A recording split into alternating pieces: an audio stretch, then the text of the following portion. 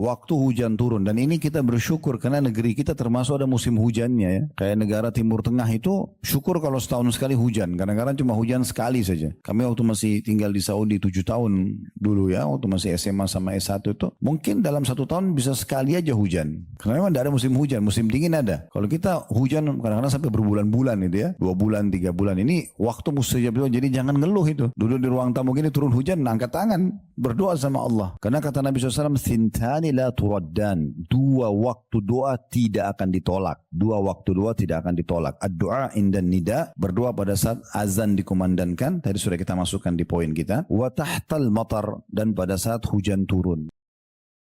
Dan jangan pernah merasa teman-teman, oh saya sudah alim, saya sudah pintar, akhirnya malu. Kalau diingatkan salahnya nggak mau dengar, gitu kan? Itu nggak boleh.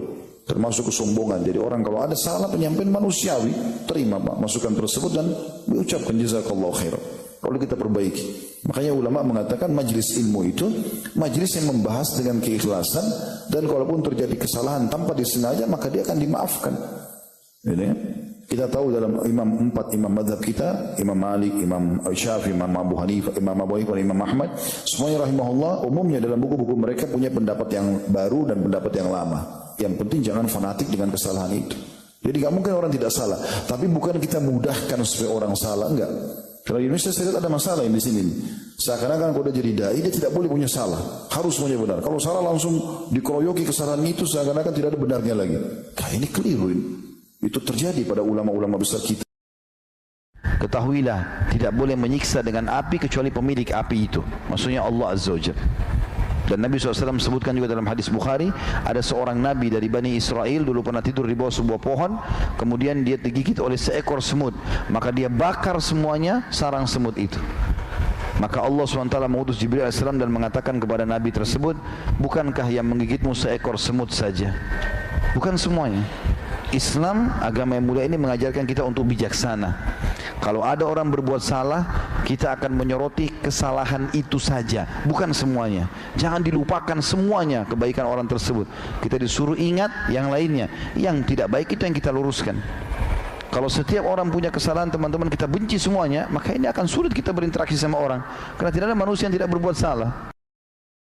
Orang-orang yang mendapatkan rahmat Allah adalah orang-orang mukmin atau iman kepada Allah. An-Nisa 175. Adapun orang-orang yang beriman kepada Allah dan berpegang teguh kepada agamanya, niscaya Allah akan memasukkan mereka ke dalam rahmat yang besar darinya. Di dunia dipenuhi semua kebutuhannya, di akhirat akan masuk ke dalam surga. Makna iman kepada Allah teman-teman, meyakini ya, Allah itu ada dalam hati, mengikrarkan dengan lisan apapun yang Allah perintahkan dia ucapkan dengan lisannya, dan dia juga mengaplikasikan dengan sisa anggota tubuhnya apapun yang diperintahkan. Wajib atau sunnah dia tidak memilahnya, juga yang dilarang makruh dan haram ditinggalkan, halal dinikmatin, haram ditinggalkan. Sungguh orang yang masih punya iman itu, kalau diperdengarkan nama Allah kepadanya akan ada getaran dalam jiwanya.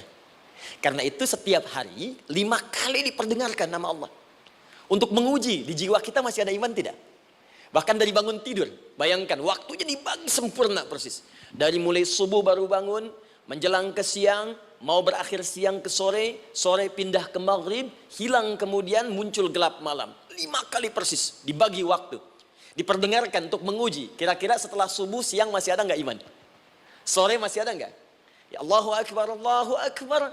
Karena itu kalau iman masih ada melekat di jiwa kita, demi Allah saya katakan, begitu kita mendengar suara azan, pasti hati kita akan mengatakan Allahu Akbar, Allahu Akbar. Wih, sudah azannya. Pernah begitu? Ya, walaupun mungkin setelah selesai la ilaha illallah baru azan, belum qomat. Ya, itu normal, gak apa-apa. Yang penting iman masih ada.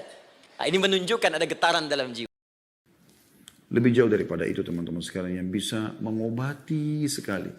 Kalau seseorang lagi menghadapi permasalahan yang berat, kalau kita bicara penyakit kronis, utang yang banyak, dan segala macam hal yang mungkin tidak umum, bukan semua orang melaluinya.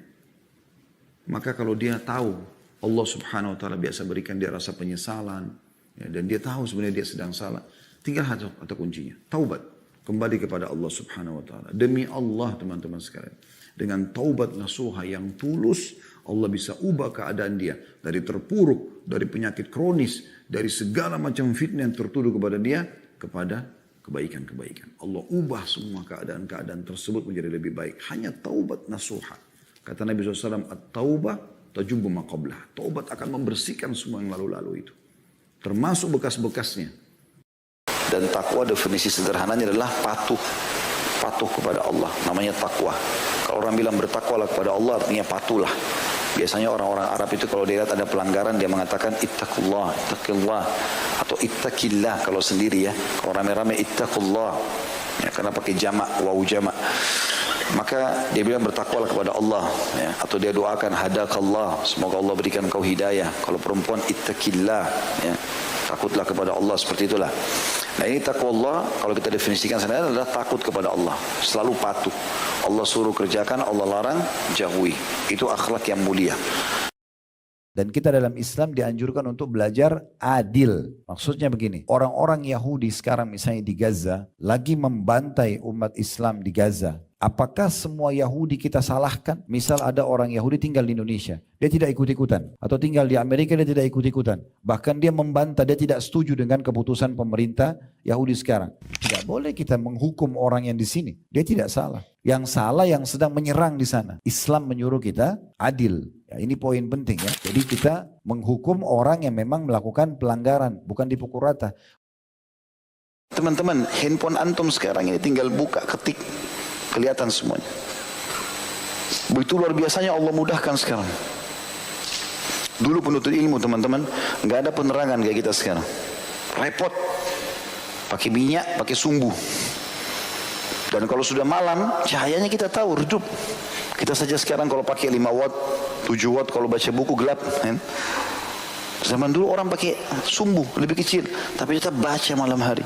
Imam Nawawi rahimahullah itu berdiri pegang buku di malam hari, kakinya satu sandar di tembok, satunya ya dia berdirikan, nopang dirinya, tidur. Begitu buka mata, baca buku. Gelap loh ini. Tapi kita sekarang ada lampu. Dulu orang panas, rumahnya kecil-kecil. Sekarang ada AC. Dulu orang kalau minum satu jenis air. Kita ada dingin, ada panas. Membuka jalan turunnya banyak rezeki dan kekayaan. Sebagaimana Allah subhanahu wa ta'ala berfirman dalam surah An-Nur ayat 32. In yakunu fuqara yughnihimullah min fadli. Jika kalian miskin atau jika mereka miskin, ya orang-orang yang mau menikah itu, maka Allah akan membuat mereka kaya dengan karunia darinya. Juga sabda Nabi SAW, Thalathatun haqqun ala Allahi aunuhum. 3 orang yang berhak mendapatkan pertolongan dari Allah. Lalu beliau menyebutkan salah satunya al-mutazawwiju yuridul afaf. Orang yang menikah dan berniat menjaga kesuciannya. Jadi dia menikah karena niat jangan sampai terjerumus pada perzinahan gitu ya. Perzinahan. Maka ini teman-teman sekalian satu hal yang luar biasa. Bisa menjadi penyebab kekayaan dan juga dijamin itu hak Allah memberikan kepada mereka pertolongan ataupun rezeki.